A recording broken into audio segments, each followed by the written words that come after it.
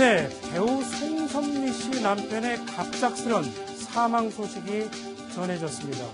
이번 주제에 대해서는 김성환 평론가를 모시고 같이 얘기 나눠보도록 하겠습니다. 먼저 이효종 기자한테 좀 여쭤보겠습니다. 이번 사건 어떤 일인지 개요부터 간단하게 좀 설명을 해주시죠. 네, 어제 정오 무렵에 발생한 사건입니다. 서초동에 있는 여러 변호사 사무실 중에 하나에서 발생을 했는데요. 한 40대 남자와 20대 남자가 대화를 나누고 있었습니다. 네. 그런데 40대 중반의 남성에게 20대 남자가 돌연 흉기를 찔러서 숨지게 하는 사건이 발생했습니다.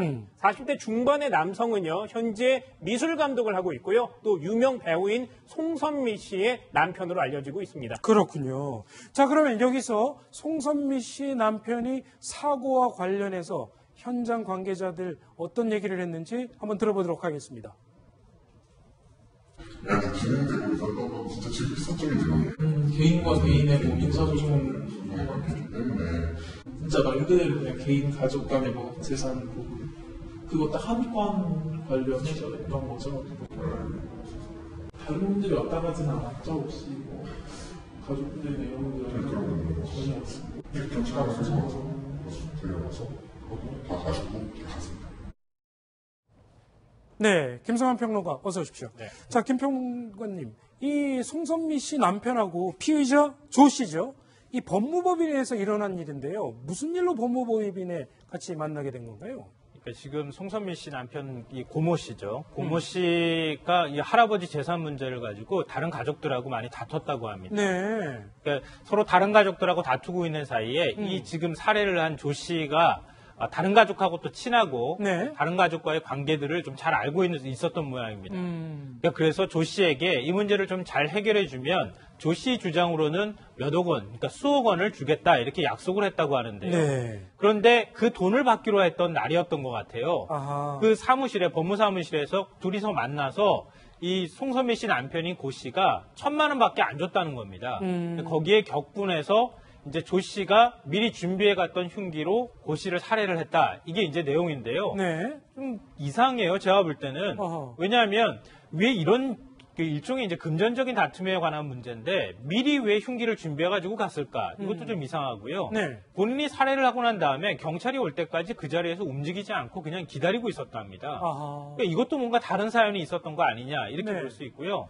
지금 송선미 씨 측에서 해명을 한 걸 보면 이 지금 조 씨하고 이 송선미 씨 남편이 한 3차례 정도 만났다고 하는데 그건 금전적인 약속을 또 한 적이 없다 이렇게 지금 주장을 하고 있습니다. 그렇군요. 그래서 누구 주장이 지금 맞는 것인지 아직 뭐 명확하게 확인이 되지 않고 있는 상황입니다. 네. 손소 변호사, 네. 이 법무법인 사무실에서 만나서 일어난 일인데 상당히 일반인은 갖고 다니지 않는 그런 흉기를 사용했다고 합니다. 네. 이 계획범죄가 아닐까 이런 추측이 나오고 있거든요. 그렇습니다.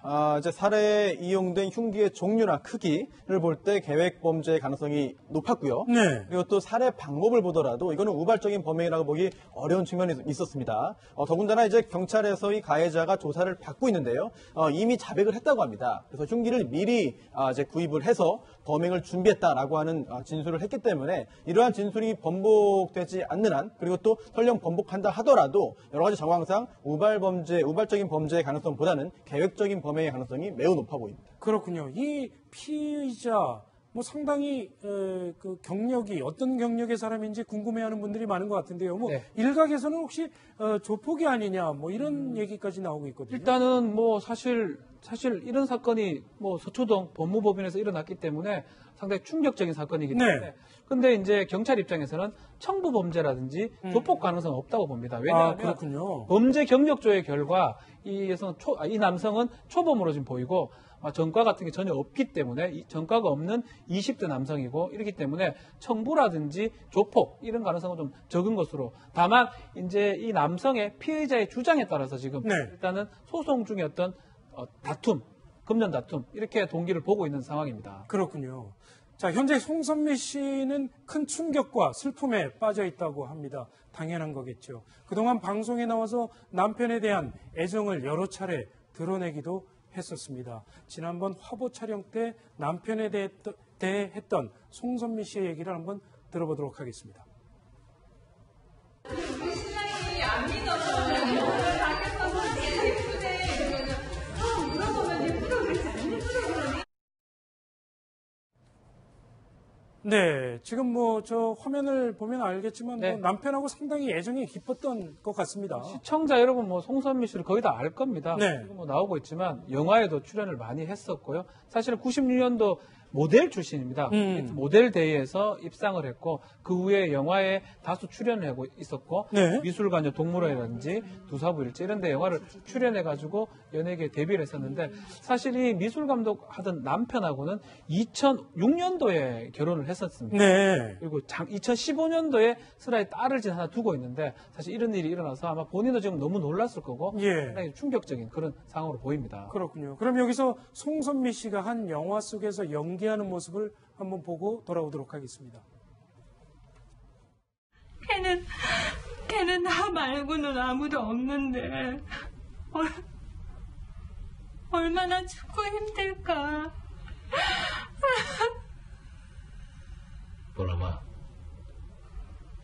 보람아, 또 우는 거야? 아, 자꾸 이러면 어떡해.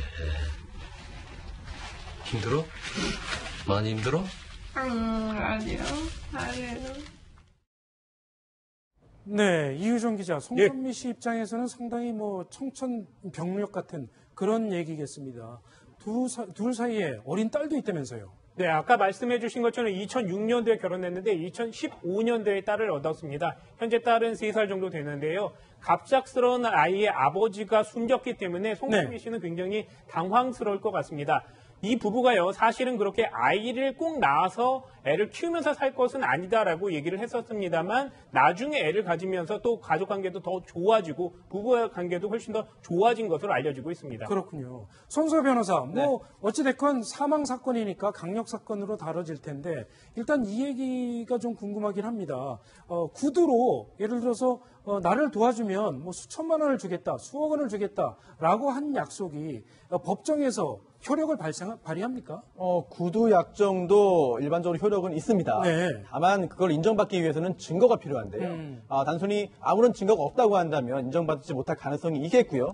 또 이번 사건의 경우에 설령 그러한 약속이 있었고 그런 약속이 지켜지지 않아서 범행으로 이어졌다 하더라도 그거는 범행에 있어서 정당한 사유가 될 수 없는 것은 물론이거니와 그렇게 주장을 한다 하더라도 양형에 좋은 영향을 미치지는 못할 것으로 보입니다. 그렇군요.